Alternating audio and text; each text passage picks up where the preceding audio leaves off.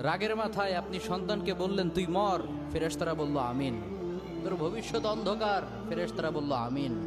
রেগে মেগে আপনি আপনার মেয়েকে বললেন জীবনেও তোর কপালে স্বামীর ভাত জুটবে না, ফেরেশতারা আবারও বলল আমিন। আচ্ছা, আপনি না সেই ব্যক্তি যে তার নিজের জীবনের চাইতেও সন্তানকে বেশি ভালোবাসেন? আপনি না সেই ব্যক্তি যে তার সন্তানের জন্য হাসতে হাসতে নিজের জীবনটাও দিয়ে দিতে পারেন? আপনি না সেই ব্যক্তি যে আল্লাহর কাছে নিজের চাইতেও সন্তানের জন্য বেশি দোয়া করে? তাহলে কি করে নিজের হাতে নিজের সন্তানের এত বড় ক্ষতি করতে পারলেন? Doesn't make any sense. Common sense বলতে কিচ্ছু নাই আপনাদের? আপনারা কি জানেন না আপনাদের রাগের মাথায় বদদোয়া করাগুলো ফেরেশতারা আমিন বলে? দাওয়াতুল ওয়ালিদ আলা ওয়ালাদি, বাবা মা তার সন্তানের জন্য যেই দোয়া করে সেটা ভালো হোক কিংবা বদদোয়া হোক, আল্লাহ সেটাই কবুল করে নেয়। এজন্য খবরদার, নেভার কার্স ইউর চিলড্রেন। রাগের মাথায় কখনো সন্তানকে অভিশাপ করবেন না। খুব বেশি রাগ উঠে গেলে তার জন্য উল্টা